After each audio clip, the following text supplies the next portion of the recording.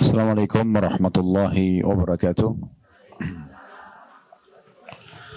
Alhamdulillah, lisan kita selalu memuji Sang Pencipta Allah. Sebagai seorang muslim, kita sangat yakin kalimat Alhamdulillah adalah kalimat penghubung antara kita dengan Sang Pencipta Allah. Allah telah menjadikan kalimat Alhamdulillah sebagai kalimat syukur, berterima kasih kepadanya atas segala nikmat yang dilimpahkan, kesehatan, kekuatan, kesempatan, rezeki yang melimpah yang tidak bisa dihitung lagi, sebagaimana Allah sebutkan wa in ta'uddu ni'matallahi la tuhsuha. Kalau kalian ingin coba-coba menghitung nikmat Allah, maka kalian tidak akan mampu menghitungnya. Dan dengan kalimat alhamdulillah ini sudah cukup mewakili agar semua nikmat yang sedang kita nikmati akan dipertahankan ataupun ditambah. Oleh karena itu jadilah orang yang selalu mengucapkan alhamdulillah. Selanjutnya kita panjatkan salam hormat kita kepada utusan Allah Nabi besar Muhammad sallallahu alaihi wa ala alihi wa sahbihi wasallam, seseorang yang telah menghabiskan 23 tahun dari masa hidupnya, 13 tahun fase Mekah semuanya dengan gangguan, hinaan, cacian, puncaknya diusir dari kampung halamannya Mekah, dan 10 tahun fase Madinah semuanya dengan penyempurnaan syariat, hukum-hukum Allah, sampai akhirnya beliau meninggal dunia di awal tahun 11 Hijriah setelah menyampaikan semua amanah hukum agama ini. Dan kita diperintahkan mengucapkan salam hormat ini dan dijadikan ibadah oleh Allah subhanahu wa ta'ala. Baik Bapak Ibu sekalian, karena momentum kita Ramadan, maka kita akan membahas seputar Ramadan. Dan tentu bahasannya tentang Ramadan ini sangat banyak sekali. Tapi kesempatan ini kita akan bahas tentang Ramadan dan manajemen waktu. Kita kembali dulu Bapak Ibu sekalian ke dasar sekali tujuan kita ada di muka bumi ini. Kalau ingin melihat dan membuka bisa buka surah Az-Zariyat, surah nomor 51 ayat 56. Ini pondasi awal dan dasar sekali. Kalau Bapak Ibu tanya diri sendiri, kenapa saya ada di muka bumi ini? Untuk apa saya ada di sini? Apa tujuannya, visi misinya? Ya. Surah Az-Zariyat, surah nomor 51, ayat 56. Bunyinya saya bacakan. A'udzubillahi minasyaitonirrajim. Wa ma khalaqtul jinna wal insa illa liya'budun. Al-ayah. Kata Allah, aku tidak menciptakan jin dan manusia seluruhnya. Laki-lakinya, perempuannya, kayahnya, miskinnya, sehatnya, sakitnya, dari suku manapun, dari belahan muka bumi ini, dimanapun, semua aku ciptakan jin dan manusia untuk beribadah kepadaku. Jadi memang ini tujuan dasar kita ada. Jadi kalau ada yang tanya, Ustaz, apakah saya diciptakan di muka bumi ini untuk sholat? Jawabannya iya. Untuk puasa, iya. Untuk zikir, baca Quran, bakti sama orang tua, jenguk orang sakit, berdoa, bersedekah, haji dan umrah, jawabannya iya. Dan tidak ada tujuan lain. Tujuan kita memang itu, untuk beribadah kepada Allah. Jadi selain daripada ini, tinggal dilihat apakah dia mubah atau haram. Kalau dia mubah seperti makan, minum, tidur, ya, mandi, maka boleh saja melengkapkan tujuan kita hidup. Tapi kalau haram, maka nggak boleh sama sekali. Jadi memang tujuan kita hidup bukan untuk minum khamr misalnya, mengganggu orang, gunjing, fitnah, memukul, mencuri, membunuh. Itu memang bukan tujuan kita. Orang kalau menjalankan agama ini, Bapak Ibu sekalian, pastikan dia akan menjadi orang yang sangat baik. Karena agama ini isinya semua kebaikan ya. Disuruh jujur, amanah, tanggung jawab, bakti sama orang tua, jenguk orang sakit, membantu orang susah, semuanya baik-baik. Yang buruk-buruk, bohong, membunuh, mengganggu orang, segala macam dilarang. Jadi orang kalau mengikuti tujuan hidup dia fahami, oh ternyata saya ada di muka bumi ini untuk mengabdi kepada Tuhan yang satu Allah, dan isi daripada pengabdian itu, ibadah itu semuanya kebaikan, dan yang dilarang semuanya keburukan, maka akan sempurna hidupnya. Akan bahagia. Orang-orang beriman, Bapak Ibu sekalian, itu hidupnya senang sekali. Karena agama ini bukan siksaan bagi mereka. Tapi agama ini adalah sebuah panduan hidup. Kalau bahasa saya supaya mudah difahami, agama ini seperti bodyguard kita. Jadi Bapak Ibu mau makan, mau minum, mau bergaul, mau bekerja, agama akan bilang ini boleh, ini nggak boleh. Jadi agama itu manfaatnya besar sekali. Orang kalau tidak punya agama tidak terarah. Dia nggak tahu mana yang boleh, mana yang tidak boleh. Sebagaimana juga agama memandu kita kepada satu Tuhan saja. Apapun yang Bapak Ibu bisa lihat di langit sana, misalnya pergantian siang malam, turunnya hujan, burung-burung yang berterbangan, bintang-bintang yang jumlahnya miliaran, tidak terhitung lagi dan jaraknya sekian jauh dari bumi kita ini, yang tidak terjangkau oleh mata kita, mungkin ada ciptaan Allah di sana kita belum tahu. Di bumi juga yang terjangkau oleh mata kita, manusia dengan berbagai macam paras wajah, warna kulit, postur tubuh, suku dan bahasa. Kemudian hewan-hewan dari semut yang kecil sampai gajah yang besar. Dengan tentu ciri khasnya masing-masing hewan tersebut. Sistem pencernaannya, sistem pertahanan tubuhnya dan populasinya segala macam. Yang unik-unik gitu kan. Kemudian tumbuh-tumbuhan dari rumput kecil sampai pohon beringin yang besar. Buah-buahan dengan beragam macam cita rasa, bentuknya, aromanya dan segala macam. Begitu juga dengan di kedalaman yang tidak terjangkau juga dengan mata dari muka bumi, seperti misalnya perasaan-perasaan kita. Kita rasa suka, rasa benci, ya, lapar, haus, rasa tapi nggak nampak. Kemudian juga yang di dalam lautan, semua yang terjangkau atau tidak terjangkau oleh mata kita kembali kepada satu pencipta. Itulah yang selalu kita ucapkan, la ilaha illallah, la ma'budu bihaqqin illallah. Tidak ada Tuhan, pencipta, pemilik, penguasa apapun yang ada di langit dan di bumi ini kecuali Allah. Nah, ini semua teman-teman sekalian pondasi dasar. Agama Islam mengajarkan kita siapa Tuhan kita, apa yang diperintahkan dan yang dilarang, sehingga kita punya panduan hidup, dan akhirnya kita mendapatkan kebahagiaan dunia dan kebahagiaan akhirat. Coba seandainya Bapak Ibu sekalian, terutama ibu-ibu karena mayoritas yang hadir ibu-ibu tentunya, coba seandainya kalau kita menjadi orang yang soleha, kalau bahasa lainnya kan, bahasa agama itu adalah orang yang patuh kepada Allah, ahli ibadah. Bahasa kita mudah difahami soleha, laki-laki soleh. Kalau kita menjadi seorang sosok soleh atau soleha, nggak boleh makan, nggak boleh minum, nggak boleh bekerja, nggak boleh mengejar titel akademik, nggak bisa mengejar, nggak bisa bekerja untuk mengumpulkan harta. Mungkin sulit jadi orang beriman. Ini enggak. Jadi orang beriman boleh makan semuanya. Tapi ada yang dilarang. Yang dilarang ini sedikit sekali, hanya bentuk ujian. Contoh misal, Allah larang nggak boleh makan babi. Allah ciptakan babi itu, ini babi ya. Ini bahasa Indonesianya namanya babi, bahasa Arabnya ini khinzir, bahasa Inggrisnya ini, bahasa Cinanya ini semua. Ini saya haramkan jangan dimakan ya, sebagai bentuk ujian. Tapi di sisi lain, Allah kan memberikan kita kebutuhan terhadap protein daging kan.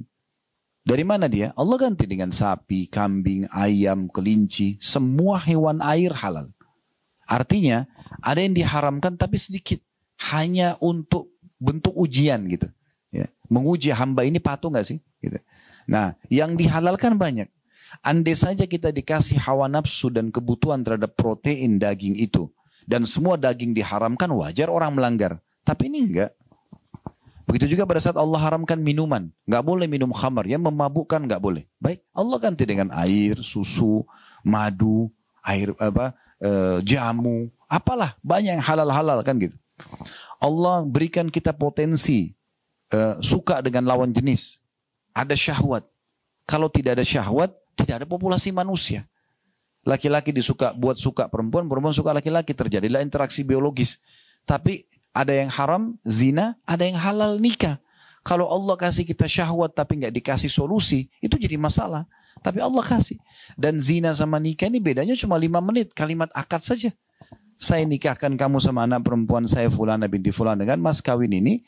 Saya laki-laki mengatakan saya terima nikahnya. Ada 2 saksi. Ada mahar, ada walinya wanita. Selesai sah. Semua orang tahu mereka akan interaksi biologis. Dan dengan adanya keinginan itu maka terjadi populasi manusia. Ini cara yang benar. Orang semua bahagia kalau melakukan interaksi biologis yang halal. Karena pasangannya orang semua tahu. Ibu pun hamil kalau hasil biologis halal. Ibu hamil ya bangga, iya nggak apa-apa. Nggak malu. Tapi kalau zina, walaupun di hotel bintang 5 ketakutan. Khawatir. Akhirnya tidak maksimal biologis yang tadi memang itu adalah potensi dalam diri kita. Anak yang lahir juga nanti tidak jelas statusnya. Dikenal dengan anak zina gitu kan. Kalau hamil pun di luar nikah malu sampai terjadi aborsi misalnya. Berarti orang kalau patuh kepada Allah, dia jadi orang baik dan dia bisa nikmati hidup. Islam tidak pernah melarang setiap penganutnya untuk meraih prestasi tertinggi dari akademik. Boleh sampai jadi profesor. Bahkan dimotivasi. Dalam Islam bahkan kata Nabi SAW, talabul ilm faridatun ala kulli muslim. Menuntut ilmu adalah faridah, kewajiban bagi setiap muslim, laki-laki dan perempuan. Kita nggak boleh bodoh, harus pintar, belajar. Islam suruh itu. Begitu juga, kalau ada yang tanya, apa Islam menyuruh kita menjadi orang kaya? Jawaban saya, iya. Iya. Sudah pernah dengar Bapak Ibu sekalian hadis Nabi SAW, pernah ada sahabat miskin datang kepada Nabi SAW bilang begini, ya Rasulullah, sahabat-sahabat kami yang kaya mendahului pahala kami. Karena kami sholat, mereka sholat. Kami puasa, mereka puasa. Tapi mereka punya kelebihan. Karena mereka mengeluarkan harta, disedekahkan yang kami tidak punya. Berarti kan ada pahala plus untuk orang kaya. Lalu apa kata mereka? Ya Rasulullah, tunjukkan kepada kami amalan yang bisa mengimbangi sedekahnya orang kaya. Kata Nabi SAW, baca. Habis sholat subhanallah 33. Alhamdulillah 33. Allah Akbar 33. Sahabat miskin pulang amalin. Rupanya beberapa waktu setelah itu datang lagi. Ya Rasulullah, sahabat-sahabat kami yang kaya dengarin hadis Anda. Artinya mereka ikut amalin tuh. Seakan-akan mereka bilang, coba amalan apa lagi dong ya Rasulullah gitu kan. Tapi Nabi SAW tidak ajarin mereka amalan. Nabi cuma mengatakan, dzalika fadlullahi yu'tihi may yasha. Itu karunia Allah yang Allah berikan kepada siapa yang Allah inginkan. Ya kan? Ulama berbeda pendapat panjang lebar, Bapak Ibu sekalian, tentang mana yang lebih afdol di sisi Allah. Orang kaya yang bersyukur, punya kaya raya, harta melimpah, dan selalu bersedekah, berterima kasih sama Allah. Atau orang miskin yang banyak musibah dan cobaan, tapi bersabar. Mana lebih afdal? Ini syukur pahala, ini sabar pahala. Terakhir kesimpulannya, ulama mengatakan cenderung orang kaya bersyukur lebih afdal. Karena orang kaya yang bersyukur itu punya opsi. Bisa bersyukur, bisa tidak kan gitu. Tapi kalau orang yang miskin susah, tidak ada opsi lain kecuali bersabar.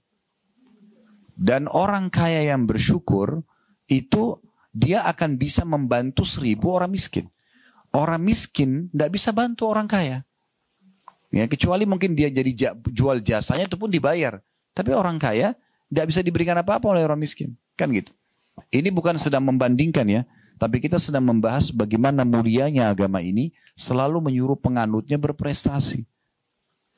Tapi yang penting kita tahu semua itu diselimuti dengan 5 huruf. Halal. Dan menjauhi 5 huruf yang lain haram. Selama halal nikmati. Nggak ada larangan. Boleh nggak saya punya rumah besar, tas saya bermerek, mobil saya bagus? Kenapa tidak? Nabi SAW punya unta terbaik, punya kuda terbaik. Nabi berpoligami, punya istri, masing-masing punya rumah. Masing-masing rumah punya pembantu. Nabi SAW punya beberapa jenis pedang. Beliau punya beberapa orang pelayan khusus diri Nabi sendiri. Ada yang siapin sendalnya Nabi, ada yang siapin siwaknya Nabi. Nabi sendiri punya beberapa orang pembantu. Gak dilarang dalam Islam. Ya, kan? Boleh menikmati. Yang penting jangan mubadzir. Jangan berlebihan. Jangan sampai membuat kita sombong. Anggap remeh orang lain. Gak boleh. Kita boleh nikmati sebagai nikmat Allah Subhanahu Wa Taala. Ya.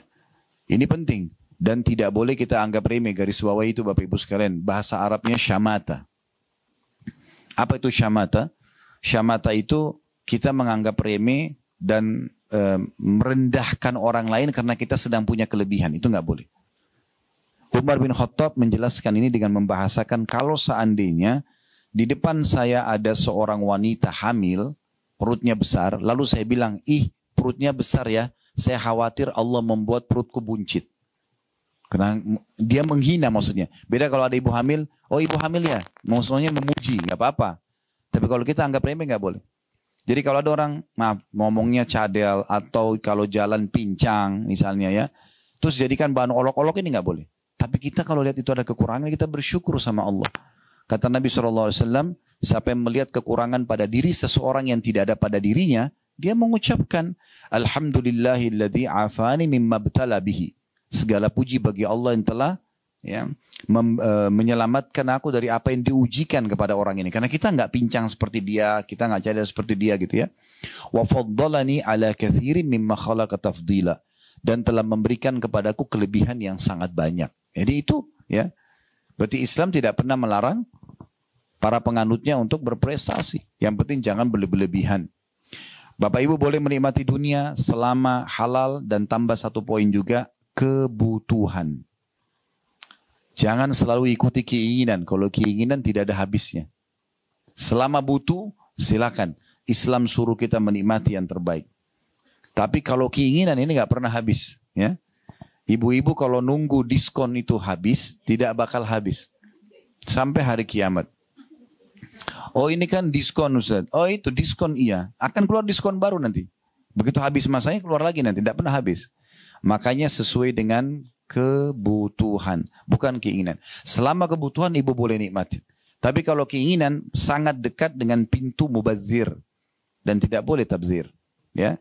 Kita boleh nikmatin maksimal. Tidak ada masalah. Tapi jangan mubazir. Karena Allah mengatakan. Innal mubazirina kanu ikhwana syayatin. Wa kana syaitanu rabbihi kafura. Sesungguhnya orang-orang yang tabzir, suka berlebihan, membuang-buang, tidak ada manfaatnya bagi dia. Ya, dia beli selalu berlebihan, maka itu adalah saudara-saudaranya syaitan dan syaitan kufur kepada Tuhannya. Itu poinnya dulu. Ya, baik. Momentum Ramadan ini, Bapak Ibu sekalian, adalah momentum yang paling baik untuk kembali kepada tujuan tadi kita diciptakan. Ya, saya sering bahasakan di pengajian, saya ingatkan juga ibu-ibu di sini. Kalau Ramadan ini lembaga training terbesar di dunia untuk peningkatan skill spiritual, ya. Mungkin tidak asing bagi ibu-ibu, ada lembaga-lembaga training biasanya kita untuk meningkatkan skill spiritual, ya, pelatihan, ya. Kita bayar mahal, perusahaan-perusahaan kadang-kadang ikuti pegawainya bayar mahal. Kenapa? Trainernya bagus, staffnya bagus, yang digunakan multimedia juga bagus, kita diharapkan outputnya bagus, kan begitu. Itu poinnya. Tapi di sini Ramadan itu trainernya Allah Subhanahu wa taala. Para stafnya malaikat. Dan tidak ada lembaga training sebesar Ramadan dari sisi pengikutnya. Lembaga training yang ikut 100.000 orang. Tapi kalau Ramadan ini seluruh umat Islam di seluruh benua, kita tidak bicara lagi per kota, ya, per desa itu terlalu besar.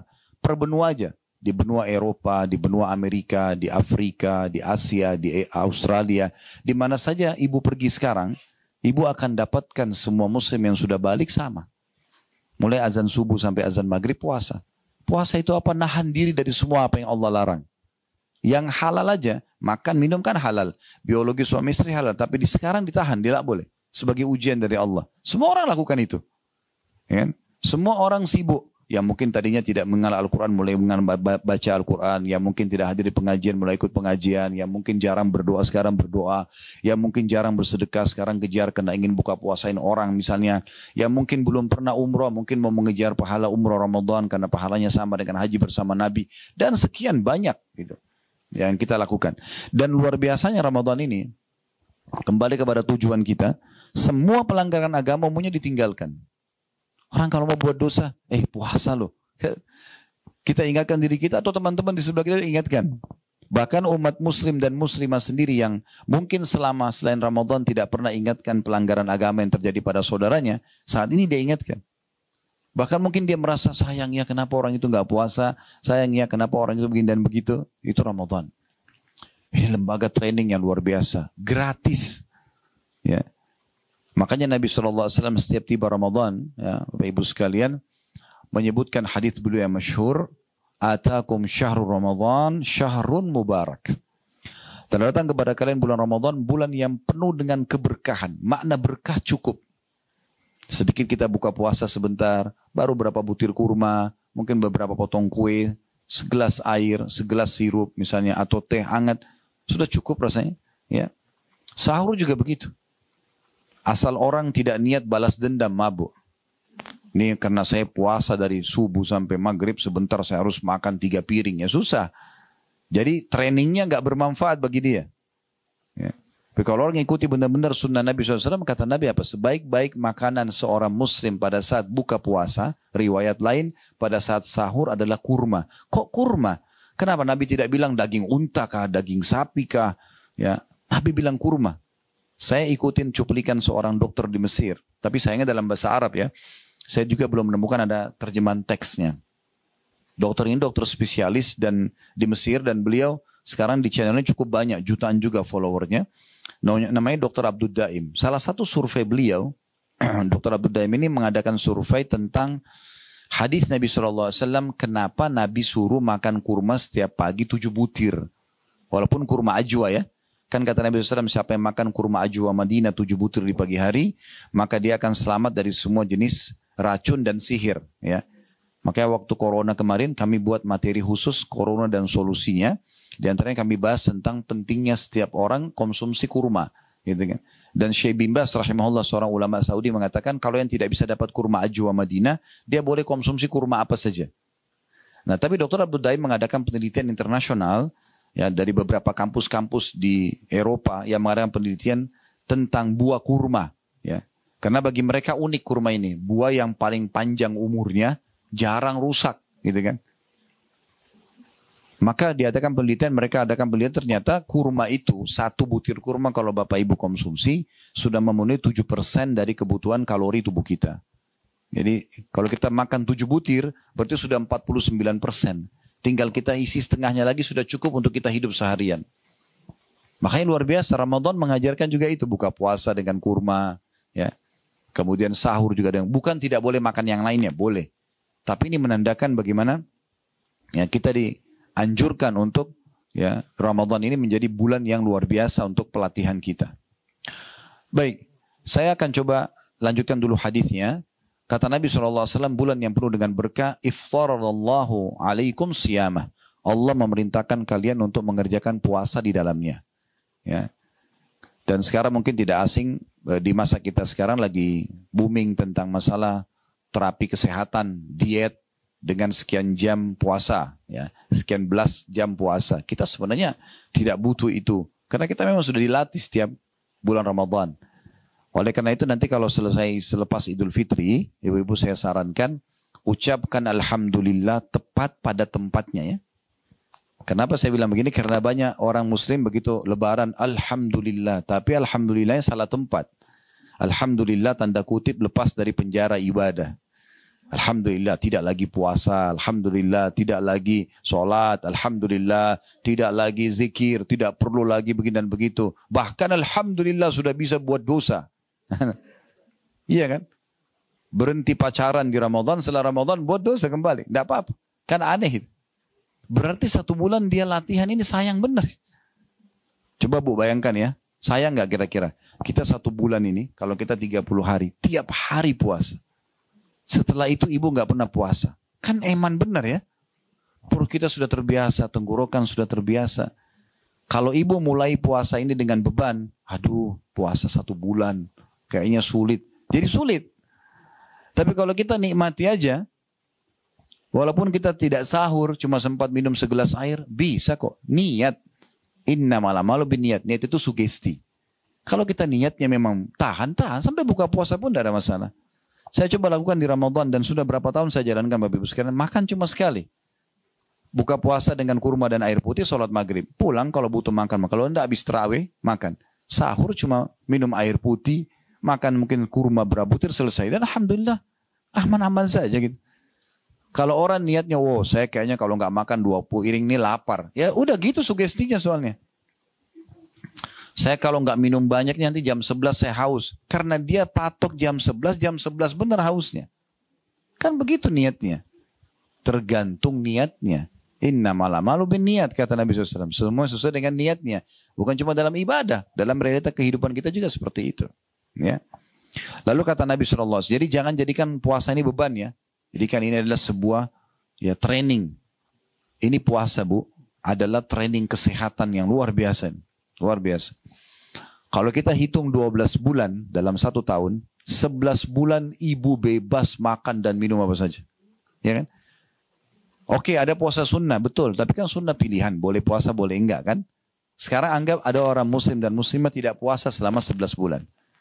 Nah 11 bulan itu, makan, minum semuanya. Yang pedas, yang asin, yang manis, semuanya dicampur. Ini kalau badan kita robot nih, mesin rusak. Ya. Ya. Bahkan kadang-kadang kita di Indonesia, Masya Allah sudah malam pun masih nasi goreng, masih ya yang berat-berat. Nah kan, tapi itu halal saja kan gitu. Cuma masalahnya, kalau badan kita ini mesin kan butuh servis. Seperti mobil butuh servis. Ramadan ini servisnya. 1 bulan ini. Makanya ibu kalau pas lebaran nanti, 1 Syawal, kita kan sudah lama nih sebulan gak makan pagi.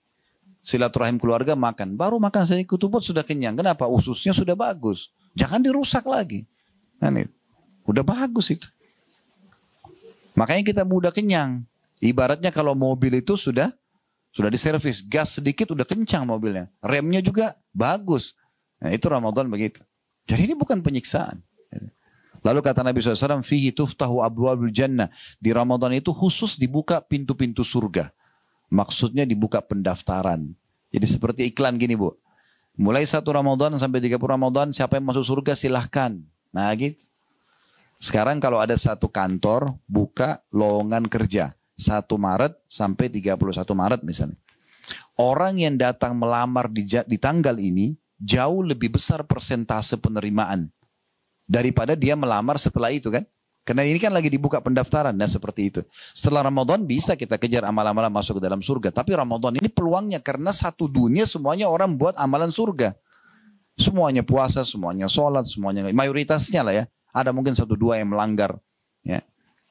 Oleh karena itu surga dibuka. Dan juga kata Nabi, wa fihi tughlaqu abwabul jahim.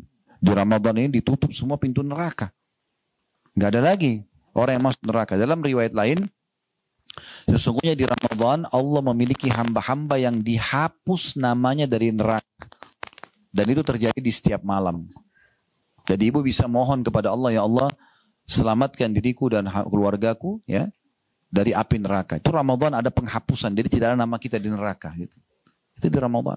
Wa tughallu fihi syayatin, dan di bulan Ramadan diikat semua setan-setan yang biasa sesatin kita, suka bisikin supaya buat dosa, supaya gosip, supaya melanggar agama, itu lagi dibelenggu. Ibu tahu dibelenggu ya, lehernya diikat, tangannya dua-dua diikat, kakinya diikat. Jadi kalau kita ibaratkan ya, supaya mudah difahami, kalau kita mau lomba lari ya di garis start, tapi rival kita itu dibelenggu, kakinya diikat, tangannya diikat, kita biar jalan santai tetap menang kan. Nah begitu tuh Ramadan tuh. Jangan nanti setelah Idul Fitri jarak ibu sama syaitan sudah 1 bulan, ya. Tapi begitu Idul Fitri tunggu di situ, tunggu syaitannya datang lagi, ya. Tinggalkan semua ibadah, mulai buat dosa, syaitannya kejar, dikuasain lagi. Sekarang kesempatan, ya. Jadi ini luar biasa bulan Ramadan ini. Lalu kata Nabi SAW, fi lailatun khairu min alfi syahr. Di bulan Ramadan itu ada malam lebih baik daripada 1000 bulan. Kita sudah tahu Lailatul Qadar. Tapi kan Ustaz itu kan di akhir bulan. Benar. Kalau dari awal bulan ibu tidak berusaha, akhir bulan nggak dapat. Semua orang bisa lewatin malam ganjil, tapi belum tentu semua dapat taufik ya dari Allah untuk bisa mengerjakan ibadah di saat itu. Kecuali ibu dari garis startnya sudah melakukan itu. Masuk akal nggak bu? Kita lomba lari. Dari awal kita santai-santai jalan semua sudah lari. Nanti garis terakhir baru kita mau kencang. Nggak bisa. Nggak mungkin bisa kita kejar orang. Sudah jauh dia. Kan gitu. Nah seperti itu. Jadi harus dari awal kita berbuat kebaikan. Nah Lailatul Qadar di malam-malam ganjil ini kata Allah lebih baik daripada 1000 bulan. Atau 83 tahun plus 3 bulan sekian. Artinya kalau ibu baca subhanallah pas Lailatul Qadar, ibu dapat pahala subhanallah sama dengan 1000 bulan mengucapkannya. Atau 83 tahun plus 3 bulan sekian. Ibu sedekah sama, ibu sholat sama, semuanya sama. Maka ini pelipat gandaan pahala yang luar biasa. Ingat, dapat Lailatul Qadar justru orang yang paling ikhlas dan memulai dari garis start awal. Sama dengan ibu kalau fahami hadis, siapa yang akhir kalimatnya la ilaha illallah masuk surga. Kalau ada orang bilang, udahlah kalau gitu nanti kalau saya sudah mau mati, baru saya bilang la ilaha illallah. Iya kalau keburu. Ya. Kata ulama, orang yang Allah kasih ucapkan akhirnya la ilaha illallah ini orang yang dari awal hidupnya sudah ngejar itu.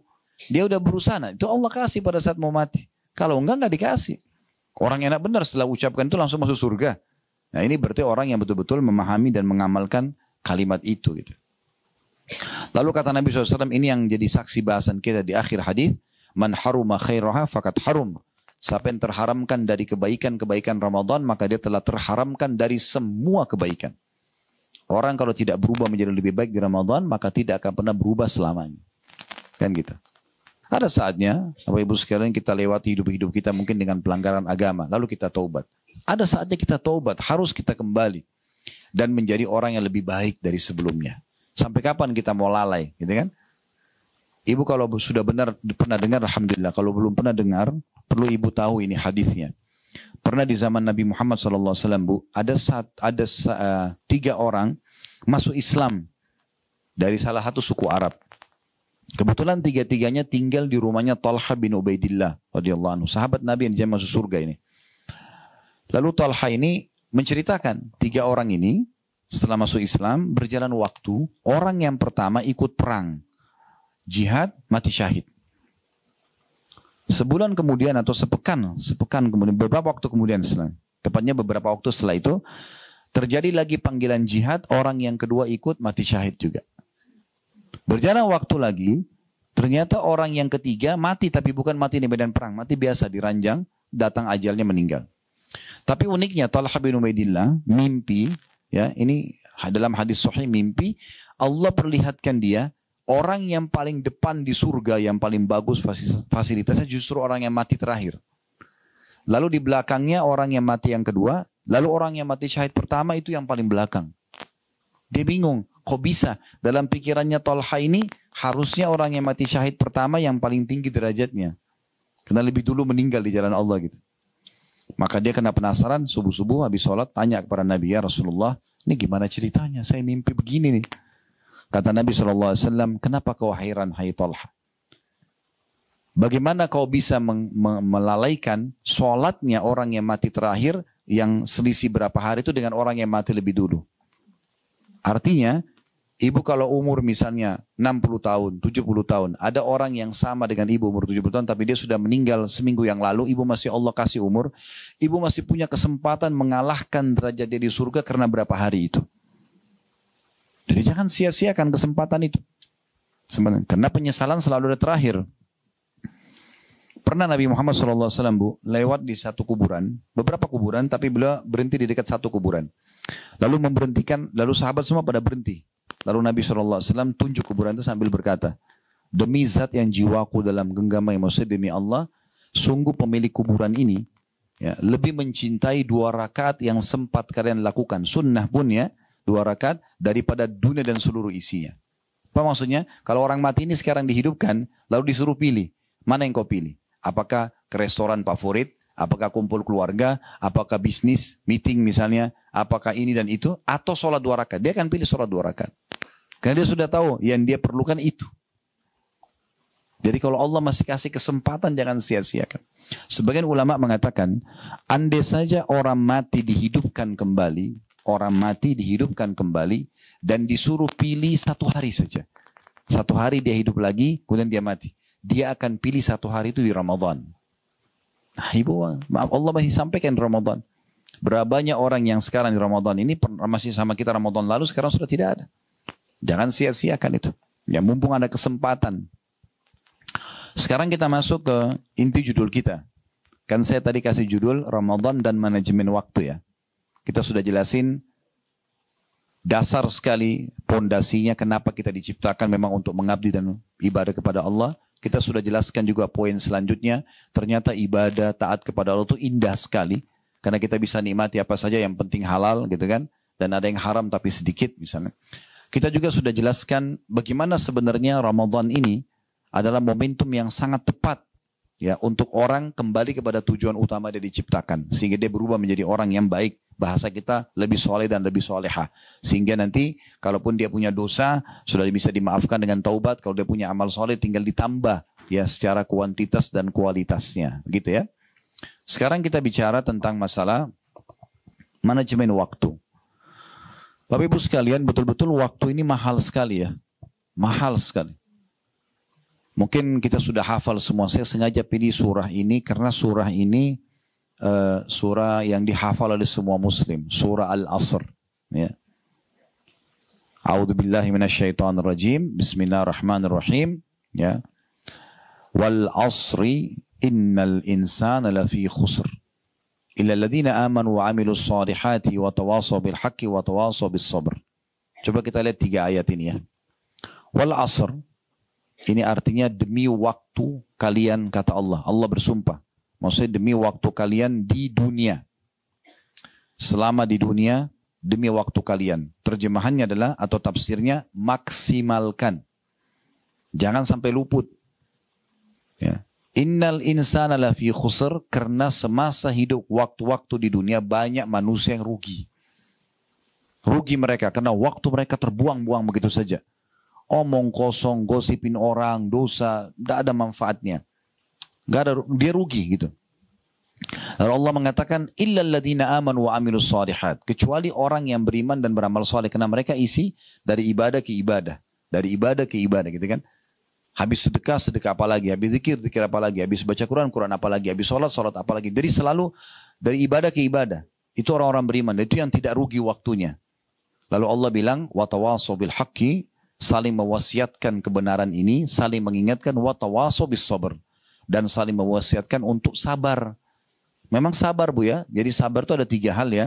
Sabar dalam mengerjakan ketaatan, untuk duduk di majelis ilmu begini butuh sabar. Puasa, tahan lapar haus butuh sabar. Sholat tarawih butuh sabar. Baca Quran butuh sabar. Zikir, umroh, haji butuh sabar. Yang kedua, sabar dalam meninggalkan dosa. Kita semua pasti punya peluang buat dosa. Siapa di antara kita tidak punya peluang berzina, berbohong, menipu, mengambil hak orang? Semua punya peluang. Tapi di saat ada peluang itu, kita sabar. Oh enggak, ini Allah haramkan. Agama enggak bolehkan, kita tinggalkan. Itu sabar, butuh kesabaran. Yang ketiga, sabar terhadap ujian harian. Sakit, gangguan orang, segala macam. Itu biasa terjadi. Semua orang pasti akan melalui itu. Siapa di sini, ibu-ibu sekalian, yang tidak pernah digunjing oleh orang lain? Ada? Coba angkat tangan, saya kasih mikrofon cerita pengalamannya. Oh, saya seumur hidup nggak pernah digosipin orang. Ada? Ada orang di sini nggak pernah difitnah oleh orang lain? Ada? Atau ada orang tidak pernah sakit gigi, sakit kepala, keseleo? Ya? Ada? Ya? Ada orang nggak di sini? Semua orang yang utang sama dia bayar. Ada? Coba bilang mana? Kita cerita pengalamannya karena ini unik ini kalau. Tapi ada saja orang yang tidak bayar kan? Terus kita jengkel. Semua orang alami itu. Itulah ujiannya. Semua orang melalui masalah-masalah itu. Nah, butuh kesabaran. Karena kalau tidak ada ujian, tidak ada pahala sabar. Kan gitu. Sebagaimana juga kalau tidak ada nikmat, tidak ada pahala syukur kan begitu. Nah, itu poin yang harus digarisbawahi. Baik. Nah, di sini dari ayat ini, dari surah Al-Asr ini, kita hubungkan dengan Ramadan. Ramadan ini mengajarkan kita untuk bagaimana betul-betul memanage waktu kita dengan benar. Ya, kapan kita makan, apa yang harus kita makan, gitu kan? Bagaimana kita mengatur antara Ramadan, puasa kita dengan pekerjaan, ya, ibu-ibu dengan kesibukannya, suaminya ibu mungkin dengan kesibukannya, ya, anak-anak dengan studinya, sekolahnya. Ini di manage ini. Oh, ternyata lagi puasa nggak ada masalah, semua bisa berjalan kan gitu. Kalau ibu sudah tahu, alhamdulillah. Kalau belum tahu, saya perlu ingatkan. Syariat puasa Ramadan ini, itu diperintahkan di tahun 2 Hijriah. Pas tahun kedua Nabi hijrah ke Madinah. Kita kan berada di tahun 1444 Hijriah ya. Tahun 2 Hijriah, itu Nabi SAW hijrah ke Madinah, lalu disyariatkan pertama kali puasa Ramadan. Selama di Mekah 13 tahun belum ada puasa Ramadan. Nanti tahun 2 Hijriah. Dan pas diperintahkan puasa Ramadan, pada saat itu disyariatkan juga Perang Badr.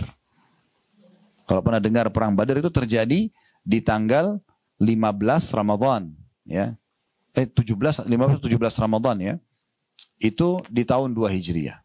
Jadi sahabat itu lagi ke medan perang, ya ada yang jalan kaki. Madinah Badr itu jaraknya 183 km. Naik mobil aja kecepatan 100 km mungkin bisa 2 jaman lah ya.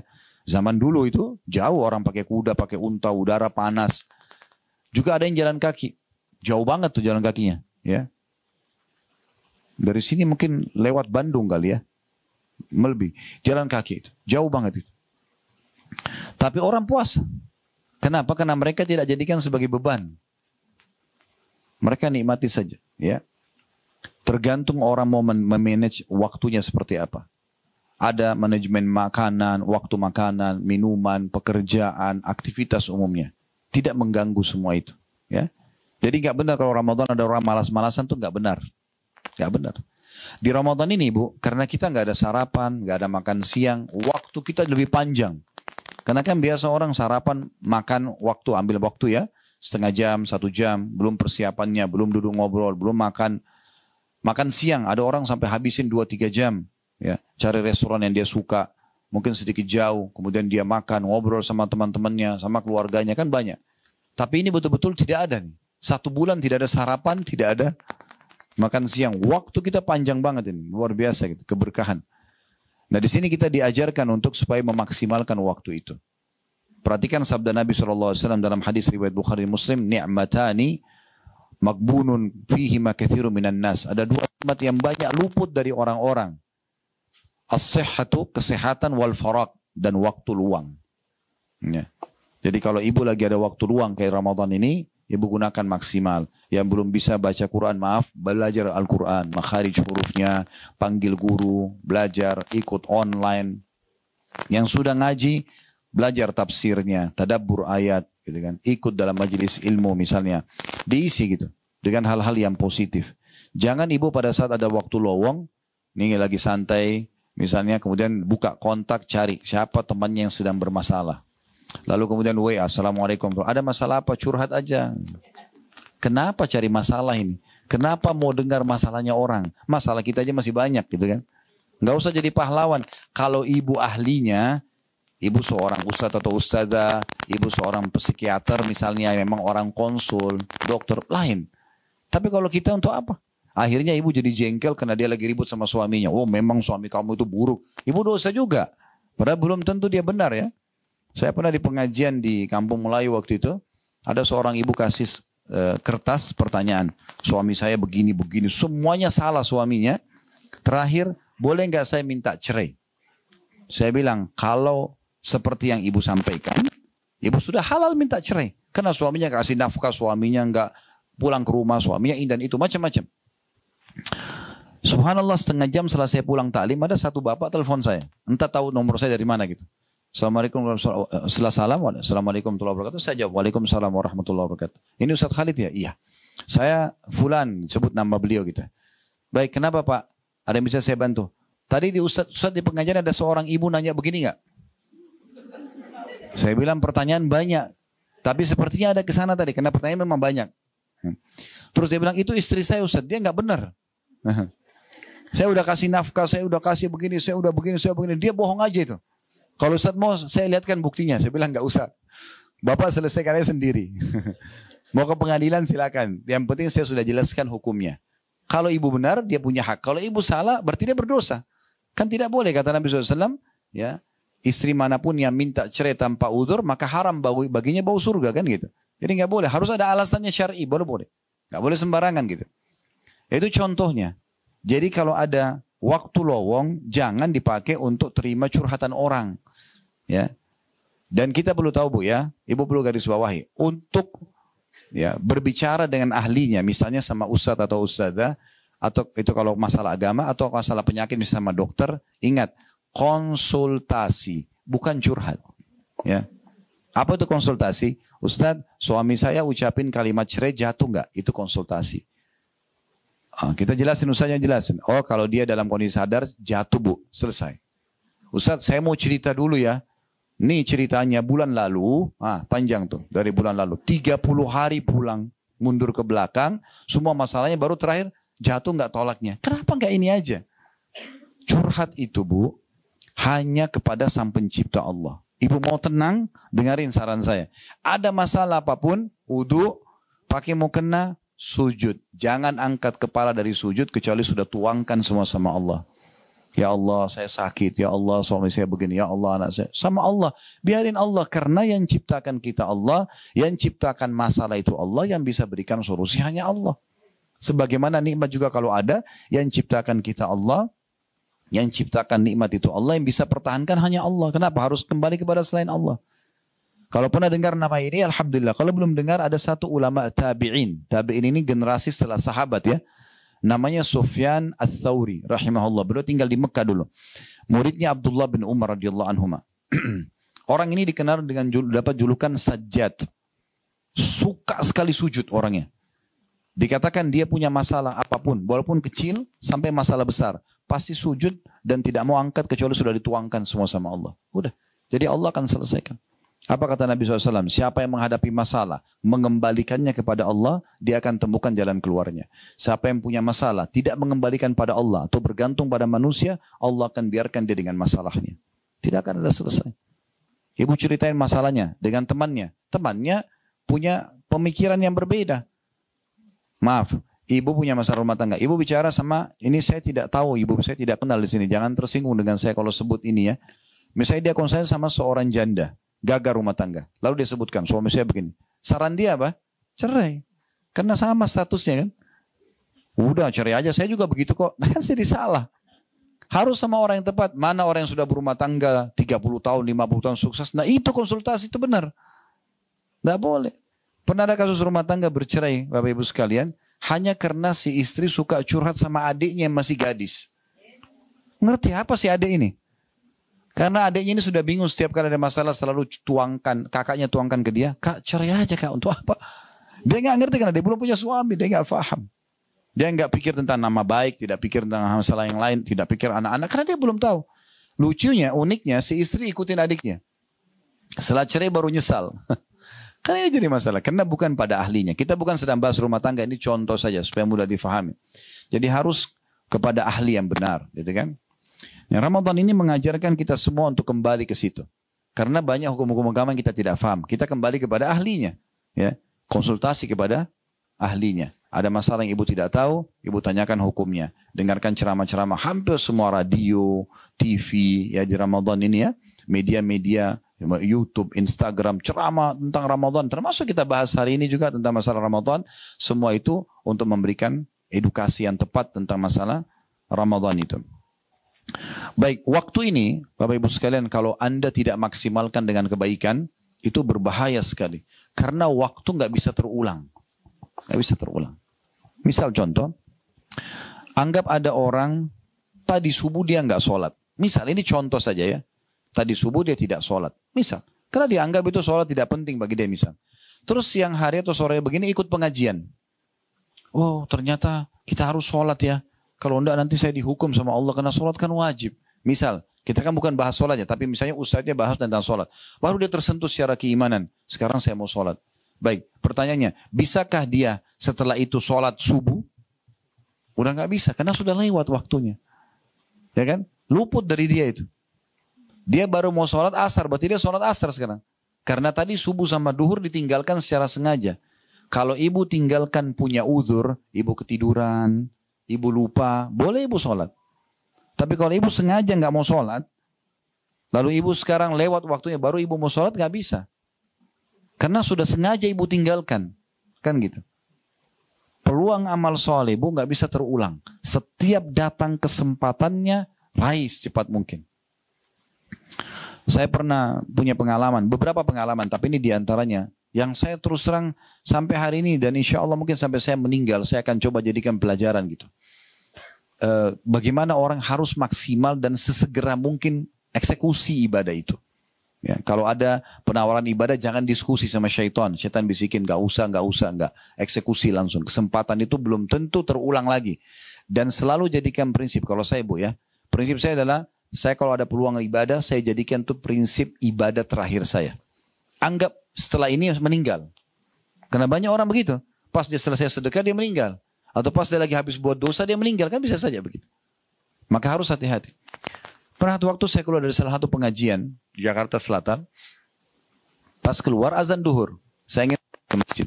Subhanallah pas saya keluar ada satu ibu. Kelihatan memang orang susah. Pakaiannya segala gendong anak. Dia ulurkan tangan minta uang gitu. Saya sudah niat memang mau memberikan.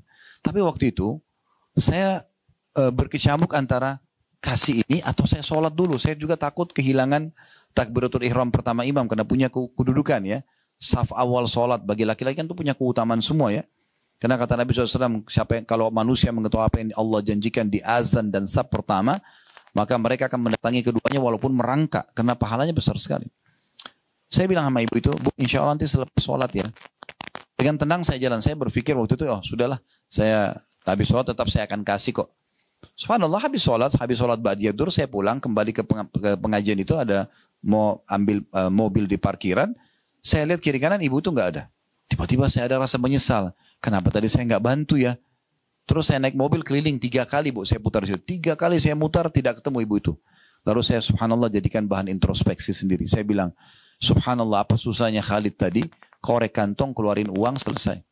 Tapi begitulah syaitan kadang-kadang bisikin kita, menunda, ya kalau dia tidak bisa buat kita berbuat maksiat minimal menunda-nunda amal soleh kan. Sebenarnya kita tidak sadar. Tapi subhanallah ibu itu sudah sulit saya temui. Mungkin saya tidak akan temui sampai kapanpun. Karena memang orangnya tidak tahu di mana.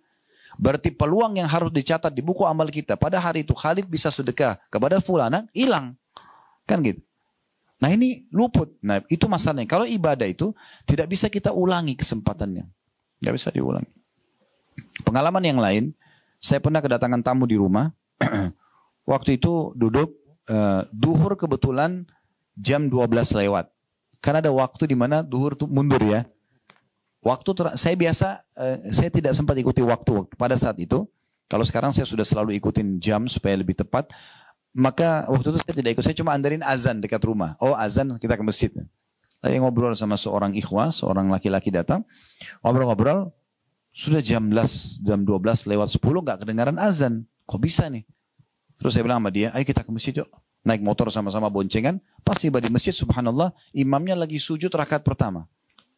Ternyata mikrofon masjid rusak. Jadi nggak kedengaran. Ini kalau kita andalin mikrofon masjid kan jadi masalah juga. Rusak dia nggak nyala. Terus saya sambil masuk masjid sambil saya berpikir, subhanallah. Saya bahkan tidak bisa bilang sama imam, imam kembali dong ke rakaat pertama sebab saya mau dapat takbiratul ihram. Nggak bisa. Sampai hari kiamat, sholat duhur itu, di hari itu, saya masbuk 1 rakaat. Dan tidak bisa diperbaikin selamanya. Itu bahayanya kalau luput kesempatan-kesempatan ibadah. Jadi harus hati-hati sekali. Hati-hati sekali. Ibnu Mas'ud berkata, sahabat Nabi tentang waktu ini, ma nadimtu ala syai'in nadmi ala yawmin gharabat syamsuhu naqasa fihi ajali walam yuzid fihi amali. Artinya, tidak pernah kusesali selain keadaan ketika matahari terbenam. Tidak pernah penyesalanku memuncak seperti memuncaknya pada saat matahari terbenam, ajalku makin dekat, sementara amalku tidak bertambah. Sementara amalku tidak bertambah. Dalam satu kisah yang lain, ada seorang salafus saleh, dia lewat di satu pinggir jalan, Bu. Ada anak-anak muda lagi duduk, ngobrol-ngobrol kosong gitu. Nggak jelas arahnya kemana. Sambil dia lewat, sambil dia bilang sama murid-muridnya, kalau seandainya waktu anak-anak muda ini bisa dijual, saya beli untuk saya pakai hal yang bermanfaat. Mereka tidak tahu itu. Mereka buang-buang saja sia-sia begitu. Ya. Sebagai penutup perkataan Hasan Basri, min alamati iradillahi anil abd, salah satu tanda Allah itu menjauh dari seorang hamba, ayyaj'al syughlahu fima la ya'nihi khudlanan minallahi azza wajalla. Salah satu bentuk Allah menjauhkan dia dari seorang hamba karena dia suka buat dosa adalah Allah menjadikannya sibuk dalam hal sia-sia sebagai tanda Allah menelantarkannya. Jadi kalau ibu misalnya, maaf saya bahasakan ini, kalau ibu misalnya azan, terus kuping kita ini kayak dengar azan itu. Terdengarin mikrofon masjid, hayya ala sholat, lagi di jalan kah, lagi di rumah kah, Allah sedang sampaikan peringatannya. Ingat Bu, Allah nggak akan turunkan tangan dari langit, ayo sholat, nggak. Allah berikan kita pendengaran, Allah berikan kita penglihatan, Allah berikan kita hati. Allah turunkan Al-Quran untuk dibaca, tinggal kita mau. Allah bilang, faman sya'a falyu'min wa man sya'a falyakfur. Yang mau beriman silakan, mau beramal soleh silakan, yang mau kufur silakan. Allah tidak pernah larang. Tapi ingat Bu ya, nanti orang hari kiamat masuk ke neraka, dia masuk neraka dalam kondisi mengakui keadilan Allah. Karena Allah tidak pernah suruh dia berzina, tidak pernah suruh dia berbohong. Allah larang, sudah turun dalam kitab. Dan Allah juga tidak turunkan malaikat, ayo kamu nggak boleh ini, nggak boleh dipaksa, nggak dipaksa. Cuma sudah turun peringatan. Maka orang yang cerdas adalah orang yang selalu engah dengan masalah ini. Setiap ada peluang amal soleh jangan sia-siakan. Setiap ada kesempatan dosa maka hindari. Kalau pernah berbuat segera taubat kepada Allah subhanahu wa ta'ala. Terakhir Bu juga saya tambahkan ini. Hari ini, detik ini sekarang yang kita sedang duduk di rumah ini, sedang pengajian ini adalah hari emas Ibu. Umur kita yang sebenarnya adalah umur ya yang sudah berlalu. Kedepannya jangan menghayal. Ya. Siapa di antara kita umur 40 tahun, itulah umur dia 40 tahun sampai hari ini. Umur 50 tahun itu 50, 60 tahun, 60 tahun, 70 tahun, 70. Itulah umur dia. Karena sudah dia nikmati dan lalui. Sampai hari ini. Kalau dia masih hidup hari ini, maksimalkan. Besok, tanda tanya, kita tidak pernah tahu. Sesekali ibu boleh buka cuplikan di YouTube, judulnya mati tiba-tiba. Bukan menakut-nakuti. Lihat orang lagi jalan, meninggal. Lihat orang lagi ngobrol, meninggal. Itu bisa terjadi. Ingat Bu, rumah sakit dengan seluruh staf dan pasiennya, kalau kita jumlah, saya tanya, mana lebih banyak? Mereka atau orang yang lula-lalang depan rumah sakit? Mana lebih banyak Bu? Hah? Orang lula-lalang. Artinya orang mati dalam kondisi sehat lebih banyak daripada orang sakit. Jangan mengkhayal masuk ICU baru meninggal. Belum tentu kita masuk ICU. Kan gitu. Jadi maksimalin. Juga agama ini hanya datang peringatan seperti ini Bu. Kami para ustadz dan para dai hanya bisa menceramai dan menyampaikan seperti ini. Semua keputusan di tangan Bapak Ibu sekalian. Bapak Ibu mau mengambil ini sebuah nasihat. Karena kita semua di sini duduk bukan untuk seremoni saja meramaikan atau testimoni coba-coba. Kita memang untuk belajar kan gitu. Maka kalau ada poin penting, pelajaran penting, ambil dan terapkan. Kalau bukan ibu, lalu siapa yang akan mengubah? Harus diri kita sendiri. Dan saya sarankan juga, kalau ibu mau berubah menjadi orang yang lebih dekat kepada Allah, lebih dekat dengan agama, mumpung momentum Ramadan, jangan setengah-setengah. Kalau mau hijrah, mau jadi orang baik, 100%, sekaligus jadi orang baik. Jangan dicicil-cicil. Ya. Sekaligus jadi orang baik. Tadi tidak sholat, sholat sekarang. Kalaupun wajib sama sunnah, kerjakan semua. Gitu kan? Kerjakan semua, jangan setengah-setengah. Tadinya enggak puasa, sekarang puasa full. Tadinya tidak pernah baca Quran, tidak pernah, sekarang full. Gitu kan? Dan juga poin penting, jangan pernah wariskan keburukan kepada anak-anak kita. Jangan bilang Bu, enggak apa-apa nak, dulu ibu juga hamil di luar nikah, kamu juga enggak apa-apa. Kenapa wariskan keburukan? Kenapa enggak balas kekurangan kita dulu sekarang dengan kebaikan? Kalau kita kenal Quran di umur 30-40 tahun, anak kita kalau perlu 10 tahun sudah hafal Quran. Tutupi kekurangan kita di situ. Jangan wariskan keburukan. Sayang sekali. Saya pernah datangi satu keluarga kami, duduk ngobrol. Saya nasihatin anak-anaknya waktu itu, karena duduk ngobrol. Ayo kita ngobrol yuk, dengan agama nasihat. Panjang lebar kami nasihatin. Setelah kami nasihatin, saya pamit mau ke belakang, keluar gitu. Keluar ibunya sama keluarganya. Lalu kemudian menyampaikan sesuatu yang betul-betul membantah semua apa yang kami nasihatin tadi. Kami nasihatin tadi, jangan bergaul bebas. Kalau orang tidak pacaran itu nanti akan dapat pasangan juga yang tidak pacaran. Begitu. Kalau kita berzina, datang juga pasangan kita berzina. Begitu nanti. Orang baik kan untuk orang baik. Orang buruk untuk orang buruk. Begitu Allah bilang dalam Al-Quran. Kecuali kita sudah taubat ya. Jadi susah. Ya. Kalau kita tidak terapkan dari awal itu. Susah sih. Ibunya keluar lalu ibunya mengatakan, nak mana pacarmu, kenapa nggak datang? Kenapa nggak keluar? Kenapa kau nggak cari kakak angkatanmu? Kenapa begini? Loh, yang tadi kami nasihatin panjang lebar ini hilang begitu saja dengan 1-2 penawaran dari ibunya gitu. Ini kenapa mewariskan keburukan? Kenapa nggak kebaikan? Jadi setelah kita jadi baik, wariskan juga kebaikan itu insya Allah kepada orang-orang sekitar, terutama anak-anak dan pasangan kita insya Allah. Mudah-mudahan Allah SWT memberkahi ya. Dan jangan lupa juga di Ramadan doa mustajab, apapun yang ibu inginkan, sampaikan. Ini menjelang juga buka puasa, waktu-waktu yang diterima sama Allah, semua hajat-hajat kita sampaikan. Ingat Bu, memohon kepada Allah Subhanahu wa Ta'ala agar nikmat dipertahankan jauh lebih afdal daripada musibah sudah datang baru kita minta solusi ya. Jadi ibu lagi sehat nih sekarang, ibu lagi banyak harta melimpah. Ibu bilang ya Allah berkahi, ya Allah tambahkan. Itu lebih afdal daripada ibu sakit baru ibu bilang sembuhin saya ya Allah. Jadi tidak ada alasan untuk tidak berdoa pada saat kita lagi lapang. Dan kata Nabi SAW, kenali Tuhanmu pada saat engkau lapang, Tuhanmu akan kenali kau pada saat kamu lagi susah. Kalau kita lagi susah, ibu mau Allah berikan solusi, justru pada saat lapang seperti sekarang, kita banyak ibadah kepada Allah Subhanahu Wa Taala. Ini bahasan kita insya Allah. Bapak Ibu yang berminat untuk partisipasi di kegiatan sosial, kami punya yayasan sedekah kreatif namanya. Di antaranya program di Ramadan ini kami ada menyebarluaskan buka puasa. Ya, kemarin sudah habis 1 ton kurma. Alhamdulillah dibagikan ke banyak masjid dan pesantren. Sekarang kami buka 1 ton lagi, yang kedua. Jadi 10.000 kilo. Disebarkan ke pesantren, masjid-masjid. Kami juga ada pembagian buku, ada pembagian baju-baju busana muslim untuk para ustadz dan ustadzah misalnya. Dan ada kegiatan yang lain. Juga kami ada donasi untuk buka puasa di Mekah. Ya, kami buka di Masjidil Haram. Alhamdulillah mulai dari awal Ramadan kemarin sampai nanti akhir Ramadan. Kami tiap hari membuka puasakan orang di sana. Bagi yang berminat nanti insya Allah bisa melihat flyernya semua ada ya. Di Instagram kami, tinggal dilihat di Khalid bin Salama ada berapa per paketnya, transfer ke rekening mana, semua ada. Saya cuma berikan informasi secara umum. Kami pun menerima zakat mal, alokasi sedekah dan infak. Ya, ini mumpung di bulan Ramadan. Dikatakan oleh Nabi SAW, dikatakan oleh para sahabat, Nabi SAW adalah orang yang paling dermawan dan lebih dermawan lagi di bulan Ramadan. Ya, ini kesempatan emas juga bisa berbuat baik insyaAllah. Mungkin begitu saja, mudah-mudahan bermanfaat. Subhanakallahumma bihamdika. Asyhadu an la ilaha illa anta astaghfiruka wa atubu ilaik. Wassalamualaikum warahmatullahi wabarakatuh.